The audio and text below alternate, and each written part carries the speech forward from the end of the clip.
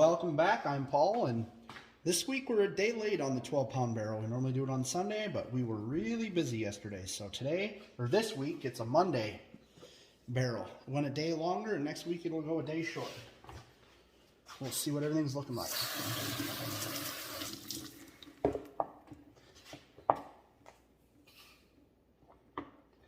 We got to go down to Omaha yesterday for a rock and gem show, so that was part of the reasons we didn't have time yesterday, because it's a pretty good drive from where we're at. Everything looks about normal there.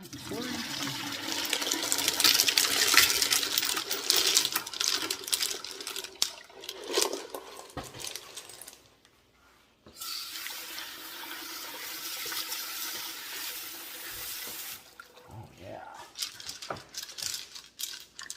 Lots of crazy lace and amethyst going on in this barrel right now. You see some blue tiger eye.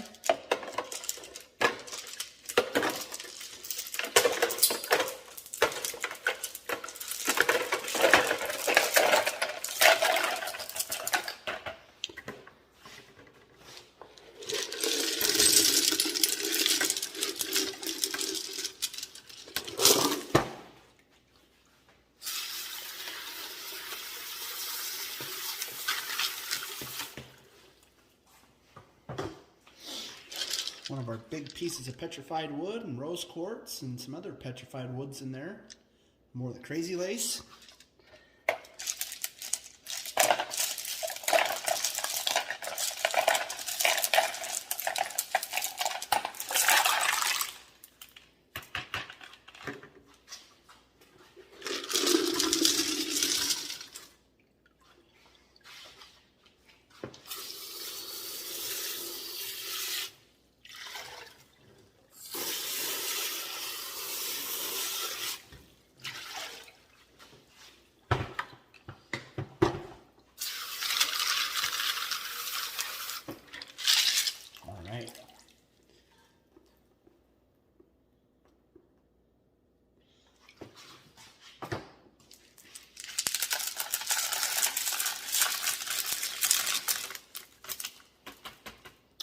All right, like normal, I'll go through that, see what's ready to move on, and we'll take a look at some of the stuff we've been watching and see what we have to fill the barrel this week. I know last week I had my youngest daughter help with the second half of the video, and we didn't get to look at our Lake Superior agate. She put it in the barrel when I wasn't looking. I had to go back and watch the video to figure out where it was.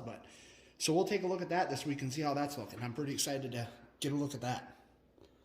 All right, so this week we've got a couple of pieces of petrified wood that I'm going to move on.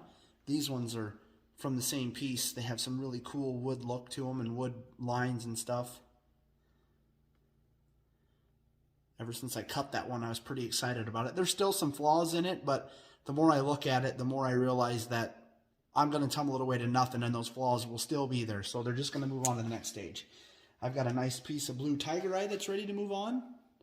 That one looks really good. I'm pretty happy about that one. And there's quite a few pieces of rose quartz, and there's some amethyst in there, and there's some more small pieces of petrified wood. I'm starting to learn here that a lot of this petrified wood that I got is going to have a lot of flaws in it. It's stuff that I've cut up. I got a couple of big pieces, and it was just random stuff. I may end up just kind of pushing it through, because I don't think no matter what I do, it's never going to be where I want it to be, because it's got so many flaws in it and stuff, and cracks. And so I'm going to keep trying it, but I think a lot of it's going to end up being in here a long time. And also the Mexican crazy lace, I remember the last time I tumbled it, it was forever before I was happy with it, because it just has so many, a lot of this stuff. Some of it's only been here a couple weeks. We just put some in there, but it's got so many bumps and crevices and things, and I can't really grind too much of it or cut it, and you're just going to have nothing left. So I'm just kind of going to keep rolling it till I'm happy with it, but it's definitely going to try my patience. But we'll see what happens. So we've got our two pieces, our big pieces of petrified wood. I didn't give that one a very good look before. And they're looking nice. I'm not pulling anything to put on the saw this week. I'm going to wait, because I'm already a day late on the video here on going through this barrel, but I definitely am going to cut that one. But it will be next week. I will cut it. And this one's looking really nice. This one's got, it's rough. It's really rough on the edges. A lot of times you get that petrified wood and it just has flaws all the way through it. And I'm afraid that this one, it looks good on the ends, but the edges all the way along here, I'm sure you can't see it in the camera, but maybe you can. It's got lots of just bumps and rough spots, and I've already learned on petrified wood that a lot of that doesn't shine. It won't polish. So that one's probably not going to turn out as nice as I want it to. And this is the rainbow petrified wood, and it's coming along. It's looking nice. There's a lot of big fractures and cracks in it, but I don't know what to do with it yet. I know I'm just tumbling it away, but I don't know what else to do with it, because every time I tried cutting it, it would crack, and it would break into little tiny pieces. So we'll see what happens. I'm just going to keep rolling it. Like I say, next week I'm getting the saw out, and we will cut some of them. This is our Lake Superior agate that we didn't get to look at last week, and it's starting to look really nice. It's got all those bands in it. Kind of almost looks like a Botswana, but it's got the red. It's got a real... It's got some yellow spots on it here, and it's kind of got a rough skin to it, and I was kind of hoping to get some of that off, but we'll see, because this is the only one that I have, and it looks like those holes go pretty deep, but there is a chip that was there when I got it on the top side here. That's part of the reason I want to try to wanted to tumble it again, to give it a better shine and get rid of some of that stuff. I'm hoping another week or two, because I definitely don't want to tumble this thing away to nothing, because it's the only Lake Superior agate I have, but I wanted to make the shine on it a little bit better. So that'll go another week. And this is a piece of that other Arizona petrified wood that I was talking about, and you can see how it kind of chips up. I don't really know what to do with the stuff. Maybe I should just move it on and polish it with the cracks in it, because otherwise you never get rid of that stuff, and it's always in there, and it just, I don't know, I'm not real happy with it.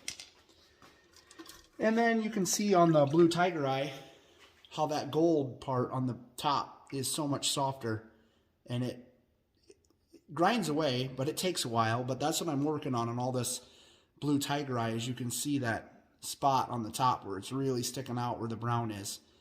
I could cut it, and I have cut some of them, but eventually that'll grind off, and then there's a little spot left on the bottom here too where there's some of that brown, and it's all grinding off. And once that's ground off of there, all we'll have left is the nice blue tiger eye with the chatoyancy, that's it.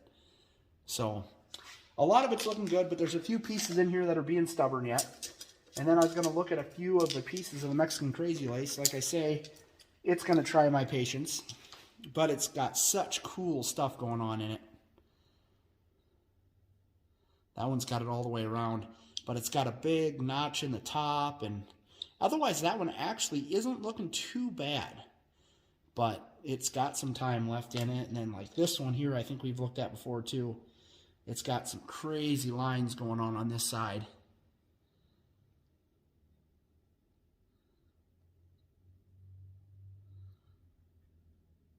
It's just cool all the way around. And then this is another one that's it's got like quartz on the top and quartz on the bottom. And then it's got bands all the way around it. Kind of a row on the top and a row on the bottom. It's really, really neat in person. You can see the clear agate inside between the two rows of bands in there. And this one's got some pretty wild, this whole side on it's got some pretty wild bands. Things look so cool when they're polished up nice, but it takes forever to get those flaws out of it. And then this one's just got bands all the way around it. On the top there, you can see the rows of the tight bands.